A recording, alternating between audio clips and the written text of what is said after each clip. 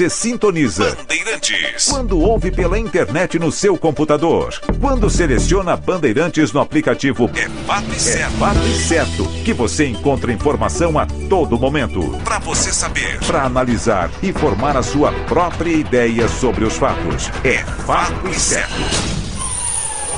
Bandeirantes. Assista a Rádio Bandeirantes Campinas no YouTube. Jornalismo e esporte da sua cidade ao vivo e as transmissões de Ponte Preta e Guarani. youtube.com/Rádio Bandeirantes Campinas. Inscreva-se em nosso canal, ative as notificações e acompanhe a Rádio Bandeirantes onde você estiver. Rádio Bandeirantes. Fechada com você. Fechada com a verdade. Você está ouvindo Rádio Bandeirantes Campinas, ZYK 569. FM faixa estendida 85,7 e AM 1170. E também Rádio Bandeirantes Ribeirão Preto, ZYK 640. FM faixa estendida 85,3. Rádio Bandeirantes, fechada com você, fechada com a verdade. Rádio Bandeirantes. Fechada com você. Fechada com a verdade.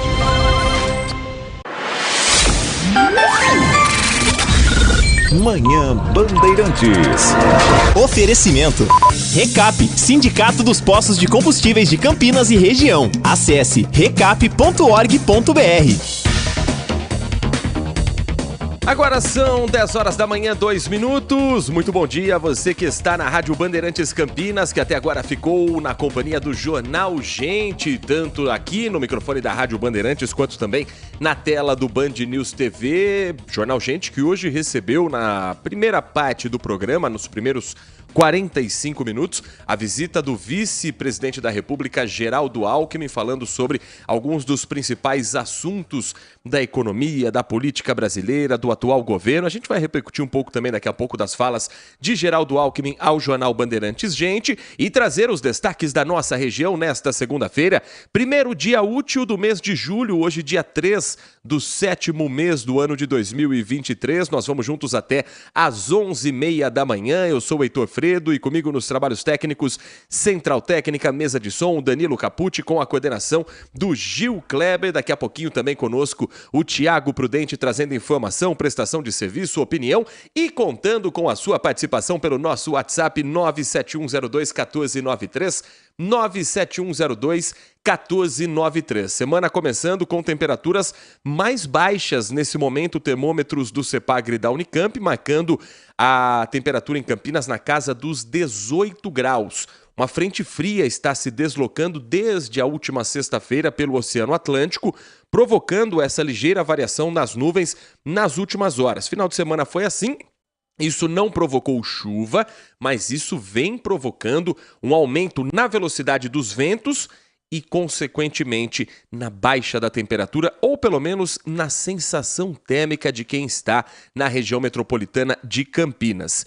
Nesse momento, além dos termômetros na casa dos 18 graus, Campinas registrando umidade relativa do ar na casa dos 62,5%, e a sensação térmica ela está um pouco mais baixa porque o vento que nesse momento sopra na cidade está nos 21 quilômetros por hora. Por isso essa sensação de frio, essa sensação de gelo que a gente tem nas primeiras horas do dia.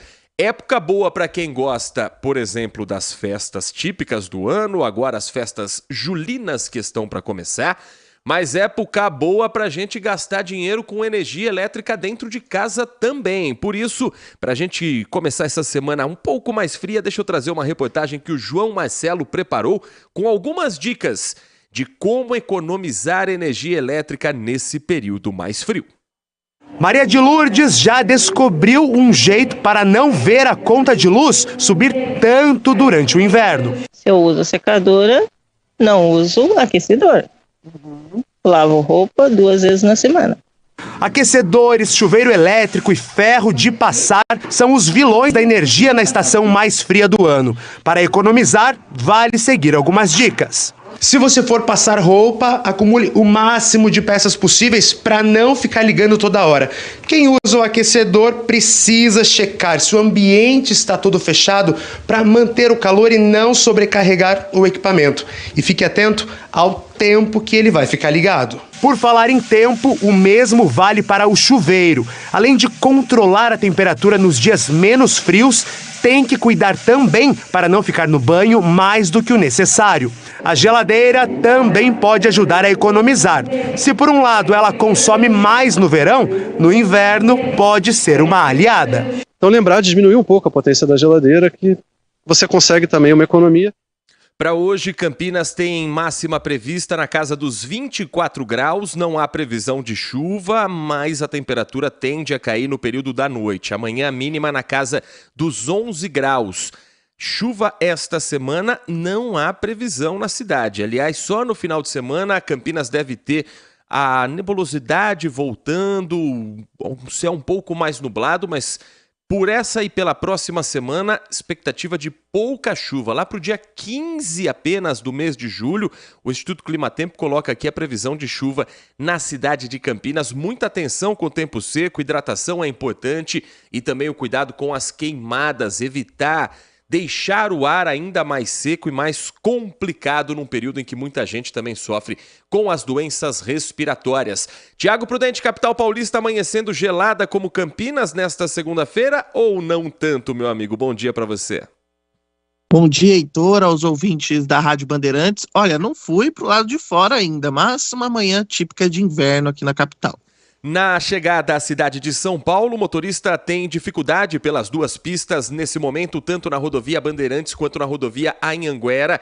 É a lentidão típica para o horário no congestionamento das marginais Tietê e Pinheiros. Na rodovia dos Bandeirantes são 2 quilômetros de lentidão entre os KMs 15 e 13. Na rodovia Anhanguera, 1 quilômetro na chegada à capital entre os quilômetros 12 e 11. Rodovia Santos Dumont também sem pontos de interdição e lentidão na manhã desta segunda-feira. E no corredor Dom Pedro, trânsito fluindo bem na manhã de hoje, sem acidentes, tempo ensolarado em praticamente todo o trecho.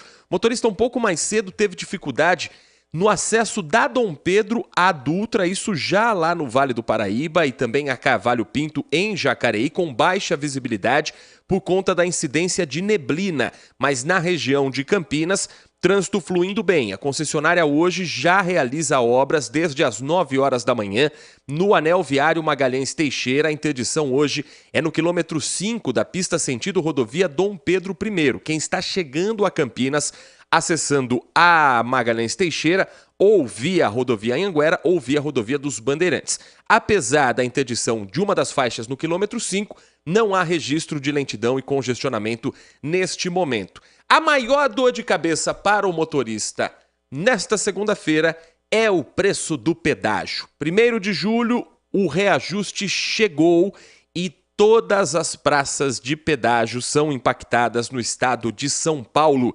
Atenção aos novos valores, você que me acompanha no trânsito em AM 1170, FM 85.7 ou pelas plataformas digitais, os aplicativos como Band Play, como o portal bandmulti.com e também nosso canal do YouTube. A partir de agora, na rodovia Zeferino Vaz, a SP 332, por exemplo, no pedágio de Paulínia, o reajuste é considerável. Em uma das pistas, o valor sobe de R$ 10,60 para R$ 11,00. Na outra pista, sobe de R$ 14,70 para R$ 15,30. Na rodovia dos Bandeirantes, o pedágio de Sumaré, no quilômetro 115, passa a custar agora R$ 10,90, 50 centavos de reajuste. É o mesmo valor na rodovia Anhanguera, também no pedágio nas duas direções, sentido capital, sentido interior, que passa por Valinhos.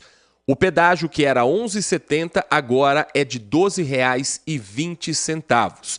Na Governador Doutor Ademar Pereira de Barros, SP 340, a Campinas Mogi, o pedágio de Jaguariúna, salgadíssimo, que já era R$ 15,20, agora o valor é de R$ 15,80. E o pedágio mais caro da nossa região segue sendo o da rodovia Santos Dumont, no quilômetro 62, em Indaiatuba. Já era salgado, R$ 16,80. Agora, o pedágio da Santos Dumont é de R$ 17,40. Há reflexos também, quando se tem reajuste nos pedágios, no valor das passagens para os ônibus intermunicipais. Desde sábado, as taxas de embarque para viagens intermunicipais no terminal rodoviário de Campinas, o terminal multimodal Ramos de Azevedo, a rodoviária de Campinas, tem um novo valor, reajuste de 18% definido pela Agência Nacional de Transportes, na verdade pela ETESP, né? Agência Reguladora de Transportes do Estado de São Paulo, que é responsável por essa regulação da tarifa. O que isso significa para quem vai daqui a pouco acessar a rodoviária de Campinas? Viagens de curta distância, que são aquelas de até 39,9 quilômetros, o reajuste agora é de R$ 1,22. A taxa de embarque passa a ser essa, R$ 1,22. Viagens de média distância entre 40 e 79,9 quilômetros, a taxa de embarque é de R$ 2,22. E viagens de longa distância tem a taxa de embarque de R$ 8,46. Aí você pensa, está caro viajar de ônibus, está caro pagar o pedágio, direta ou indiretamente. E o preço do combustível, como fica no meio desse bolo todo que a gente já tem que pagar? Tem, ao mesmo tempo, um reajuste para cima e um reajuste para baixo. Como assim? Quem explica pra gente é a repórter Roberta Scherer, que está em um posto de gasolina na cidade de São Paulo e conta mais detalhes dessa variação. Afinal de contas, baixa o preço na refinaria, baixa o preço na bomba, sobe para o consumidor final. Como é que fica essa história toda, Roberta? Conta pra gente. A queda anunciada pela Petrobras para as refinarias é de 14 centavos o litro, o que não chega para o consumidor final. Aqui nesse posto de gasolina, por exemplo, em São Paulo, a queda vai ser de 8 centavos por litro. A justificativa da Petrobras é manter a competitividade do combustível, já que esse corte vem junto com a retomada da cobrança dos impostos PIS/COFINS também essa semana, o que deve encarecer para o consumidor final uma média de 34 centavos por litro. Portanto, mesmo com o anúncio da Petrobras, o preço deve subir nos postos, mas subir aí um pouco menos. Segundo o levantamento da ANP, o preço médio do litro da gasolina se manteve estável em R$ 5,36, só 1 centavo a mais do que na semana anterior. Já o preço do gás de cozinha vai ficar mais barato nas refinarias daqui da estatal. A redução será de 4 centavos no valor do GLP.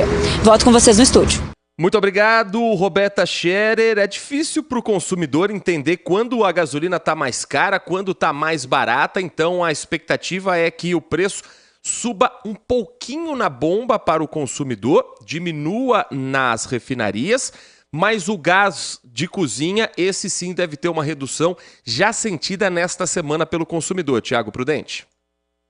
Exatamente. É que a gente tem aí, né, Heitor, um fenômeno que é o efeito da retomada dos impostos, né? Lembra que no ano passado, e em 2021 ainda, quando o combustível atingiu altos valores, porque a Petrobras utilizava aquela questão da paridade internacional do preço, que utilizava como base a questão do preço internacional, o governo fez uma série de cortes em impostos federais. O que aconteceu?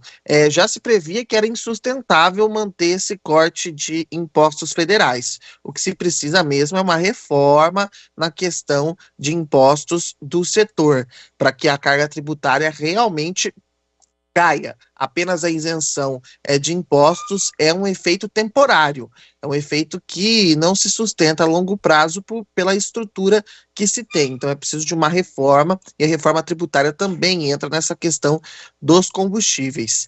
Então agora a gente tem a retomada desses impostos, a Petrobras mudou a sua forma de fazer a contagem ali, de calcular o preço do combustível, e ao mesmo tempo que o governo vai retomando os impostos, agora o PIS/COFINS, a gente vê a Petrobras aí abaixando os preços para tentar compensar. É claro que mesmo assim o efeito é mínimo, mas a gente vê, de certa forma, essas flutuações na bomba de combustível. É diferente daqui de São Paulo, a gente teve um aumento aí no preço do etanol, mas aí não é por causa de uma mudança de imposto federal, mas sim uma mudança aqui do governo estadual, o governador Tarcísio, que sancionou aí o aumento do ICMS em cima do etanol. Passou de 9% para 12% para aumentar a arrecadação no estado de São Paulo. E a economia foi um dos destaques principais na entrevista que o vice-presidente da República, Geraldo Alckmin, concedeu hoje pela manhã no jornal Bandeirantes Gente, que você acompanhou com toda a equipe do Grupo Bandeirantes de Comunicação, na rádio e também no Band News TV.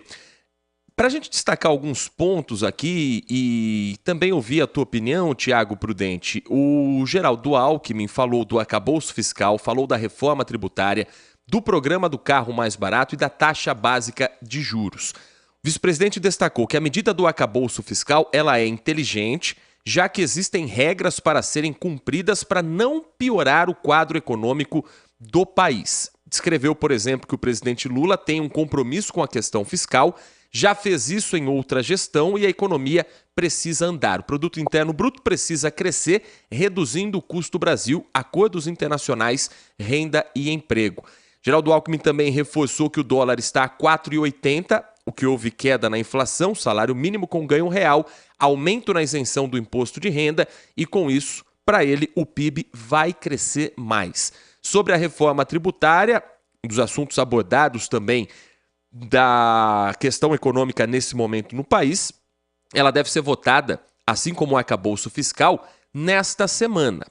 Para Geraldo Alckmin, a discussão que existe é sobre a origem e destino dos impostos.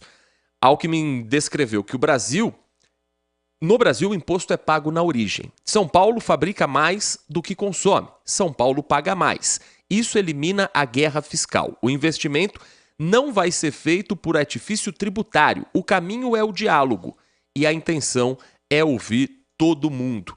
Ao colocar Geraldo Alckmin na linha de frente nessas negociações e nesse diálogo com a imprensa, com a comunidade em geral, o presidente Lula talvez esteja colocando justamente aquele que foi escolhido na sua chapa para dialogar com parte do setor da economia, dialogar com uma classe média alta do país e tentar traduzir para esse grupo que não tem uma boa aceitação historicamente ao PT, as questões que o governo vem colocando como prioridade. Alckmin, ao que me parece, vem cumprindo bem esse papel. Se Lula vem, nas últimas semanas, levando muita pancada, e merecidas muitas delas, em função de algumas declarações que fez, principalmente em relação à Venezuela recentemente, Alckmin chega como aquele que coloca um pouco de panos quentes, retoma o assunto para o que realmente é mais importante para o país e acalma um setor da sociedade que já não via com bons olhos a volta de Lula.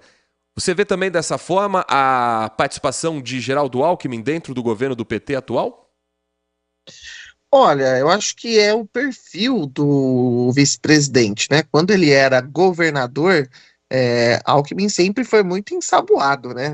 Quem já entrevistou ele várias vezes, você já deve ter passado por essa experiência, mesmo em perguntas críticas para ele, em um momento ruim do governo, ele sempre respondia, mas não respondia. Mas então, com educação, sempre muito educado. Diferente de outros governadores que passaram, como José Serra, João Dória, que nem sempre tinham um trato assim com a imprensa de tanta educação. Exatamente, sempre muito educado, mas você já deve ter presenciado, às vezes fazer uma pergunta crítica e ele não responder, né? Ele dá uma volta imensa e não responder diretamente, né? Sim, hoje foi assim também no Jornal Gente, viu? É o perfil do vice-presidente, quando foi governador, sempre foi assim, ele é super educado e ele não gosta de entrar em polêmicas, e ele realmente não entra, é muito difícil ele entrar em polêmicas, ele só fala de um assunto quando tem algo realmente definido. E ele cumpre outro papel importante, porque ele também é ministro da Indústria e do Comércio. E eu ouvi uma entrevista do presidente da CNI a uma outra rádio, e o presidente da CNI foi perguntado sobre o papel de Geraldo Alckmin. CNI é a Confederação Nacional da Indústria. E ele fez muitos elogios ao vice-presidente e ao ministro. Por quê? Porque o governo tem dado sinalizações internas para esses grupos, né?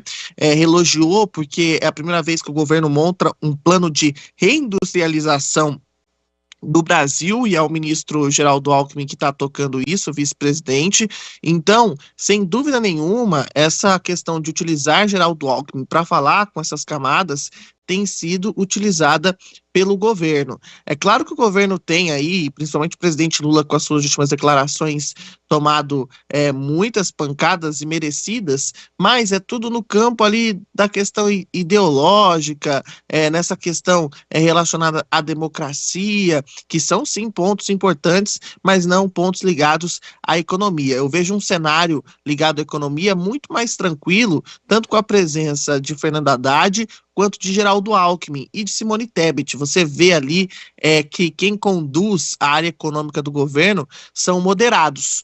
É só observar, as 3 principais pastas econômicas do governo são moderados que tocam ali e tocam as principais decisões. Claro que com o aval do presidente da República, mas são eles que estão ali nessa ponta fazendo esse diálogo tanto com o empresariado, tanto com o mercado financeiro, tanto com outros setores da economia. E eu acho que essas previsões, pelo menos pelas projeções que estão sendo reajustadas, demonstram sim que a economia vai crescer mais do que se esperava. E aí a gente tem aí algumas coisas que a gente precisa pontuar.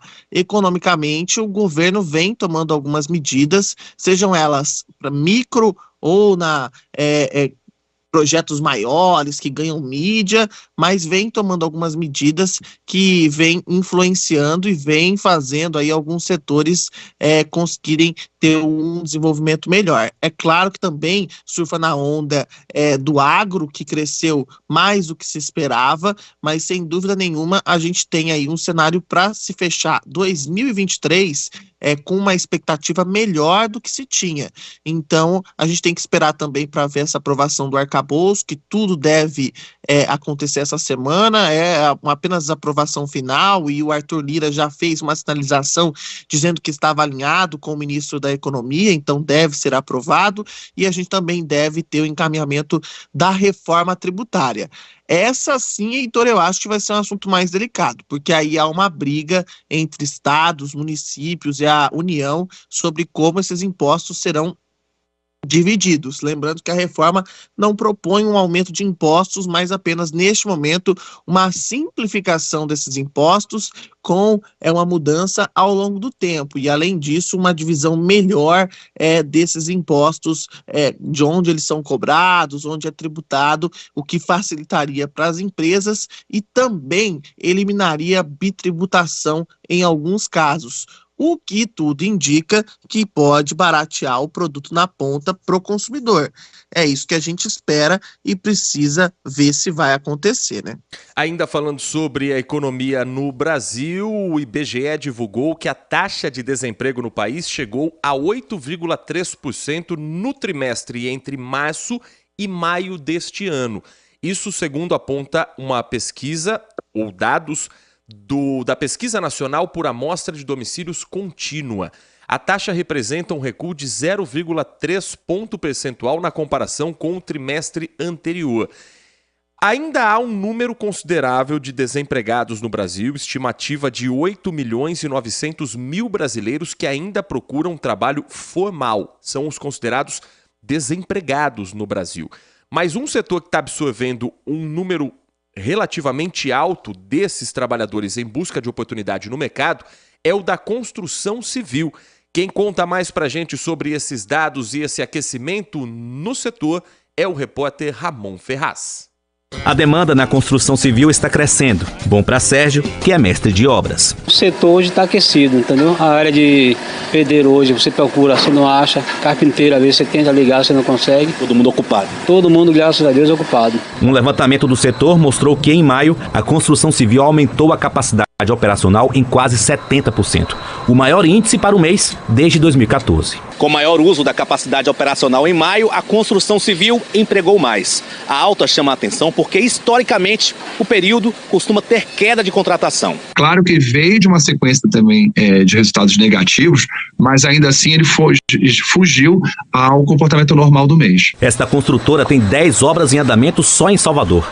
Se contar toda a região Nordeste, são 45. A nossa filial aqui em Salvador nós tivemos de janeiro até maio 448 contratações de diversos níveis de operários, de funcionários. O índice de confiança dos empresários da construção também subiu e a expectativa para os próximos meses é positiva. A gente percebe que as mudanças do Minha Casa Minha Vida, a aprovação da MP do Minha Casa Minha Vida, o investimento maior do setor público que passa pela reativação do PAC e outras notícias desse tipo acabaram fazendo com que os empresários voltassem a ser otimistas com o futuro e daí eles voltam a contratar, eles voltam a fazer lançamentos imobiliários. O Manhã Bandeirantes vai para um rápido intervalo. Daqui a pouco, os destaques da política local. Campinas está agora em recesso parlamentar, mas antes da pausa para o Legislativo, foi protocolado um projeto de lei chamado Morar Mulher, que autoriza a reserva de vagas em programas de moradia popular às vítimas de violência doméstica. A gente vai falar sobre esse assunto, sobre obras que foram entregues no último final de semana. Tem novidade no Mercadão a partir de hoje também na cidade de Campinas e outros destaques da nossa região, sempre contando com a sua participação pelo nosso WhatsApp 97102-1493. Continue com a gente aqui no Manhã Bandeirantes. Manhã Bandeirantes. É notícia. Consumidor, muitas vezes, a qualidade do combustível que você coloca no tanque do seu veículo pode ser tão diferente quanto o preço que você paga por ele. Por isso, procure abastecer em postos de sua confiança e exija sempre o cupom fiscal. É seu direito e a sua garantia. Recap, Sindicato dos Postos de Combustíveis de Campinas e Região. Acesse recap.org.br. Aqui, as dívidas estavam sem controle nenhum. Caos. Aí resolvi entrar no App BB.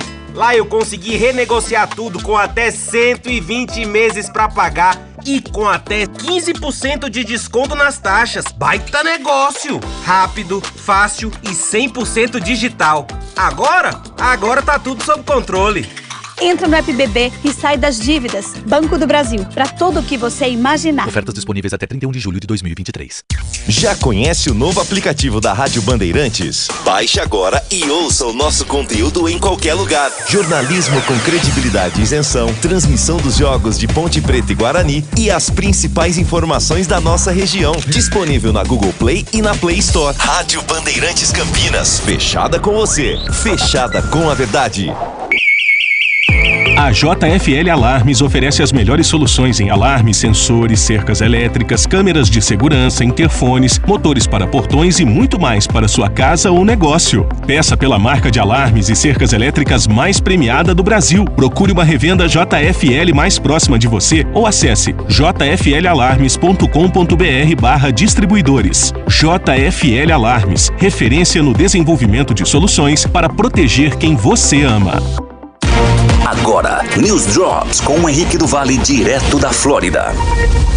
E a Suprema Corte diz que faculdades e universidades não podem mais considerar a raça de futuros alunos em consideração como um fator específico nas admissões, uma decisão histórica que anula um precedente de longa data que beneficia historicamente estudantes negros e latinos no ensino superior. No entanto, a decisão ainda permite que faculdades e universidades considerem a discussão de um candidato sobre como a raça afetou a sua vida, desde que esteja concretamente ligada a uma qualidade de caráter ou habilidade única que o candidato possui. Membros dissidentes do Tribunal Superior insistiram que ainda tornaria praticamente impossível para as faculdades considerar a questão racial.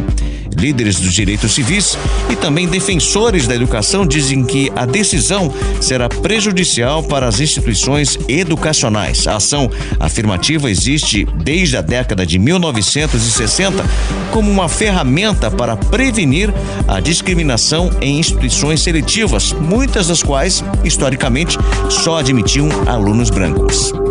E novos dados econômicos divulgados impulsionou os mercados dos Estados Unidos. O produto interno bruto, a medida mais ampla da produção econômica americana, aumentou uma taxa anualizada de 2% no primeiro trimestre, superando as previsões dos economistas. Separadamente, os pedidos iniciais de auxílio-desemprego caíram, inclusive, na semana passada para 239 mil, ressaltando a força do mercado de trabalho. O Fed, que no caso é o Banco Central Americano, concluiu que os bancos têm salvaguardas suficientes para enfrentar uma recessão severa, enquanto continuam a emprestar dinheiro para as famílias e também empresas. No entanto, o mercado imobiliário mostra sinais de desaceleração. As taxas de hipoteca subiram, enquanto as vendas pendentes de casas caíram mais do que o esperado. Você ouviu News Drops aqui na Rádio Bandeirantes. Rádio Bandeirantes. Fechada com você. Fechada com a verdade. Este é o Manhã Bandeirantes.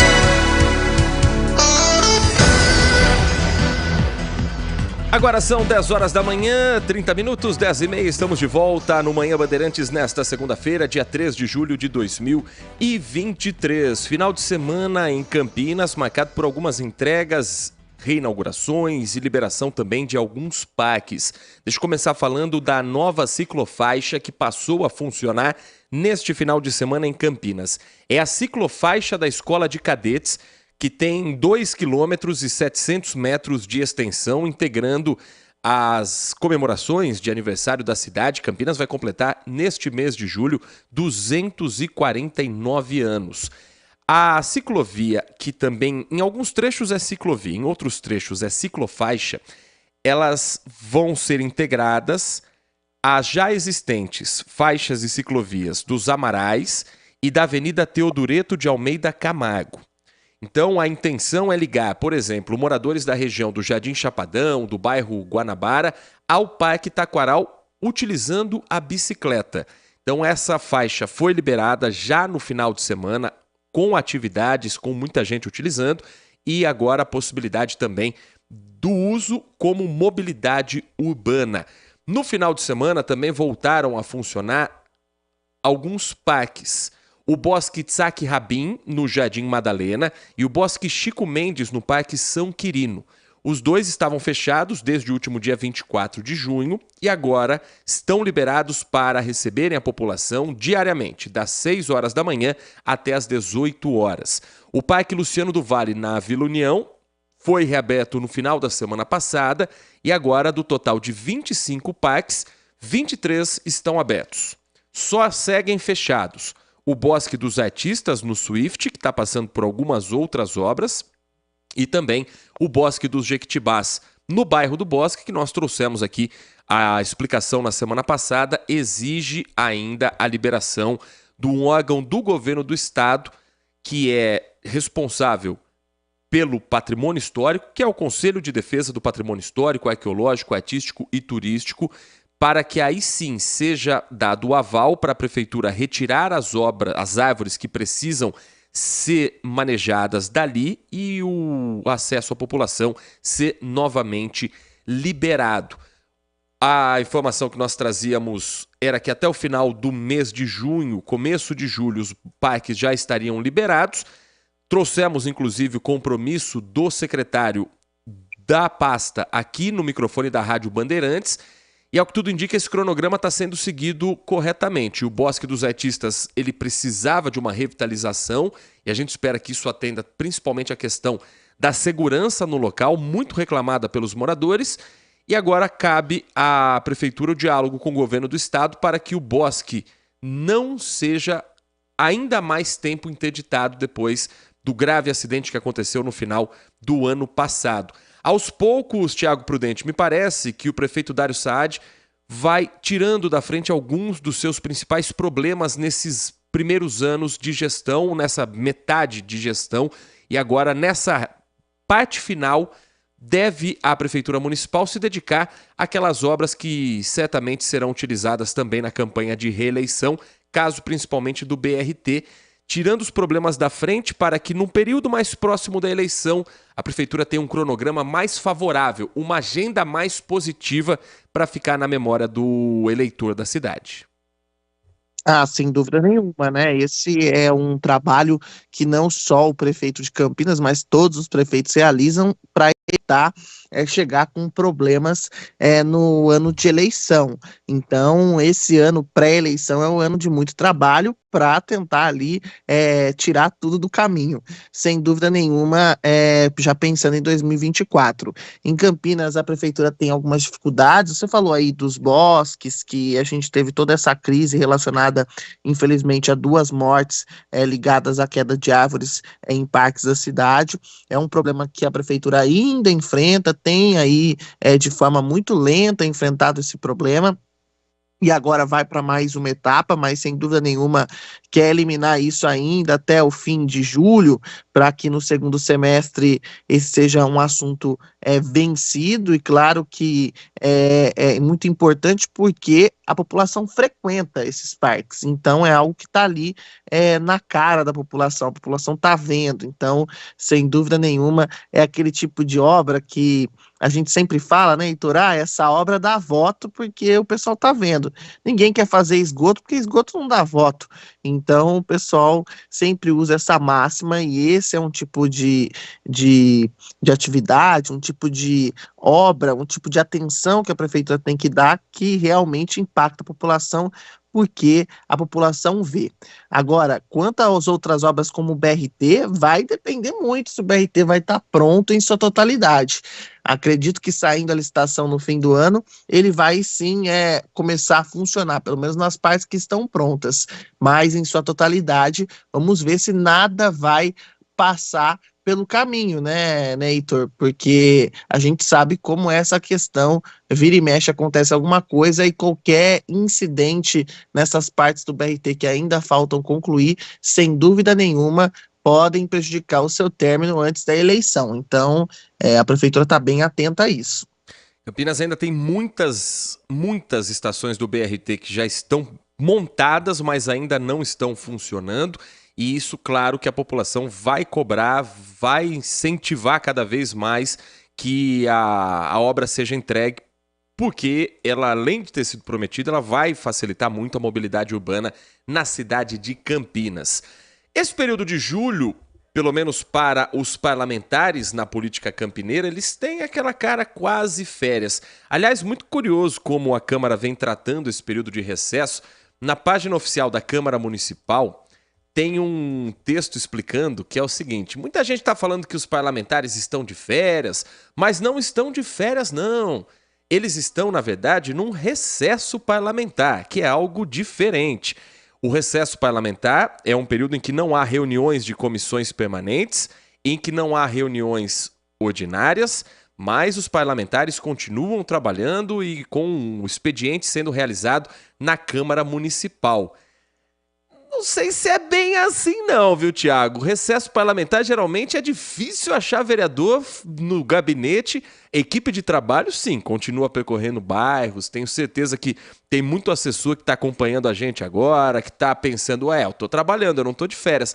Mas não é todo parlamentar que se dedica tanto assim no recesso não, conforme a Câmara está tentando vender essa ideia. Agora, antes do recesso, o vereador Paulo Búfalo, do PSOL, protocolou um projeto de lei chamado Morar Mulher, que autoriza o Poder Executivo a reservar 5% das vagas no cadastro do programa Minha Casa Minha Vida para mulheres vítimas de violência doméstica. A proposta prevê que, para ter o direito, a mulher que seja vítima de violência deva apresentar uma cópia do boletim de ocorrência com a descrição dos fatos ou cópia de decisão judicial que concedeu uma medida protetiva preventiva, que é quando a mulher sente que há um risco por parte do marido, de um ex-companheiro, de um homem que está fazendo esse tipo de ameaça, e ela pede via justiça que esse homem mantenha uma distância na chamada medida protetiva. Se ele se aproximar da vítima, ele será preso.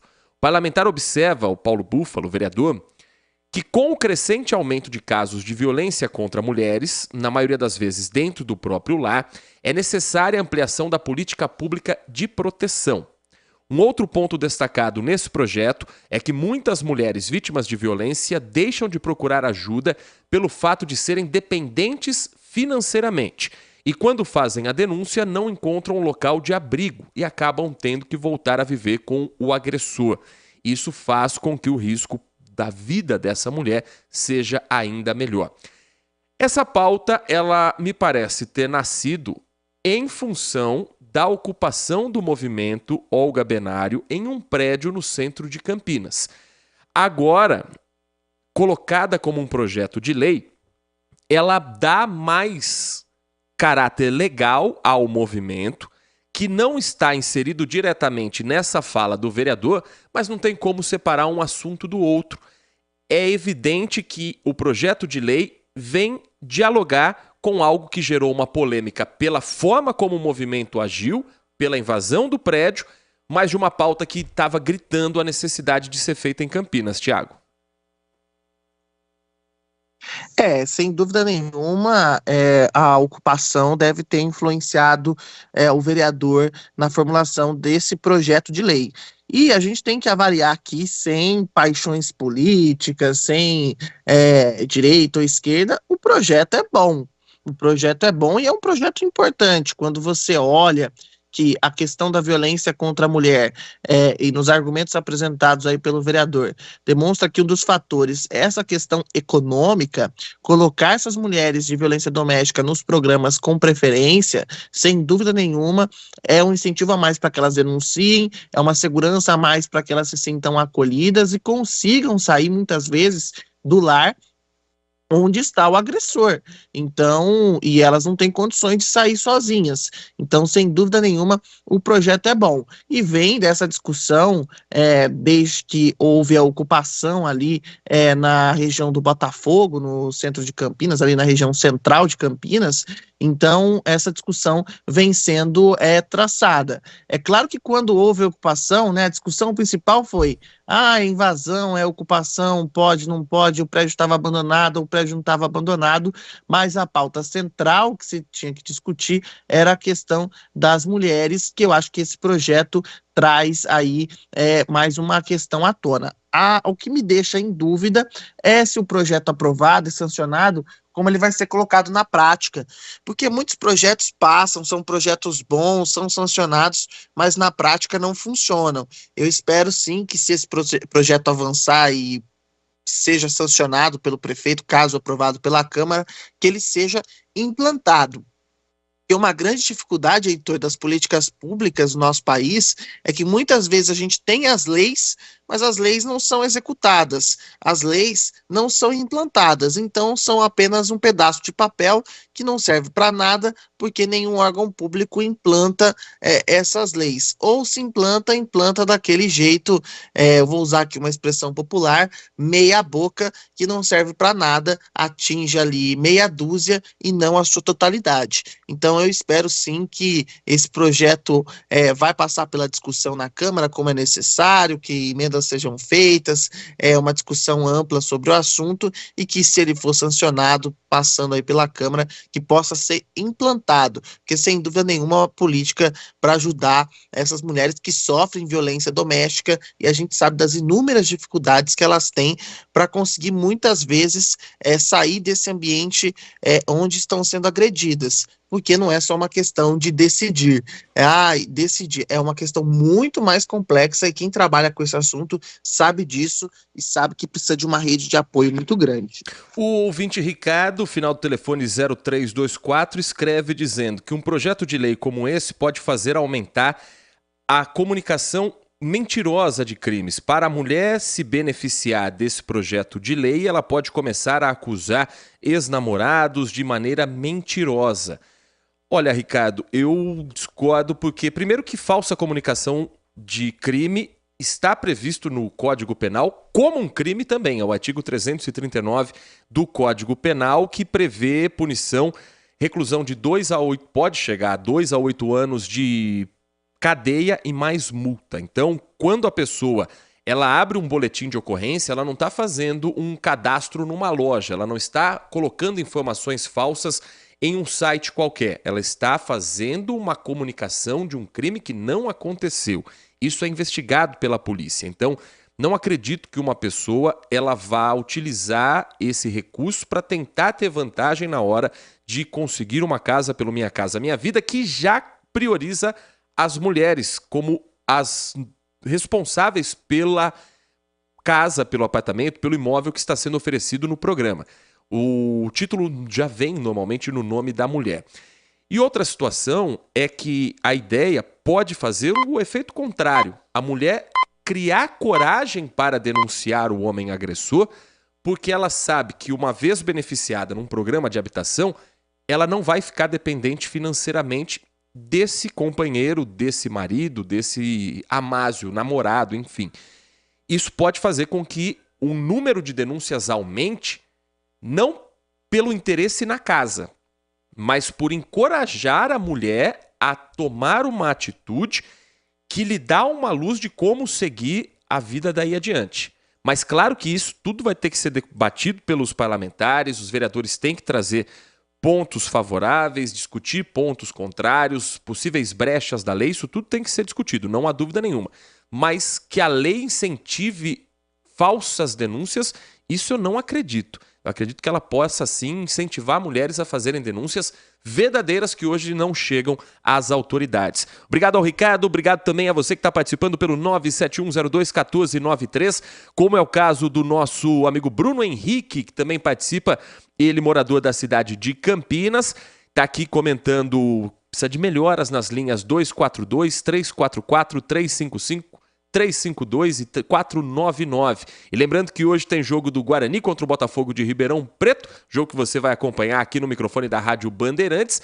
E lembrando do Palmeiras, que empatou com o Atlético Paranaense fora de casa, é porque o coração do Bruno Henrique é dividido meio a meio, mas é verde inteiro, metade bugrino, metade palmeirense. Agradecendo também ao ouvinte Celso Santos, que escreve o seguinte: no último final de semana, ouvi algumas explicações e publicações de amigos petistas nas redes sociais que, na visão dele, o deixaram preocupado.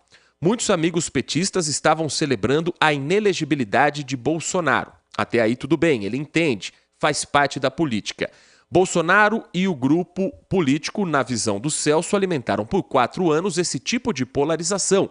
Porém, o que o deixou assustado é que muitas pessoas, além de celebrarem a inelegibilidade, diziam que não basta Bolsonaro não poder ter os direitos políticos pelos próximos anos.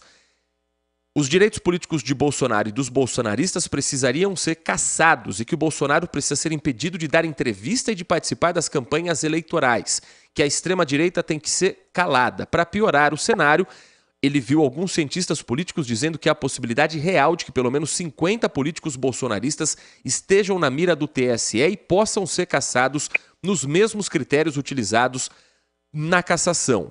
Isso valeu, por exemplo, para o deputado Fernando Francischini. Se isso de fato ocorrer, na visão do ouvinte, ele não sabe o que pode acontecer no país. Uma parte significativa da população vai encarar isso como perseguição política e pode aumentar ainda mais a polarização. Ele não considera isso algo saudável para o Brasil. Opinião do ouvinte Celso Santos, do Jardim Carlos Lourenço. E logo depois do intervalo, nós vamos trazer novas informações sobre esse assunto. A inelegibilidade de Jair Bolsonaro. Como isso repercutiu no final de semana no meio político? Bolsonaro falou, aliados políticos também se pronunciaram, representantes do governo se manifestaram e a gente vai entender os próximos passos da política daqui a pouquinho, aqui no nosso Manhã Bandeirantes.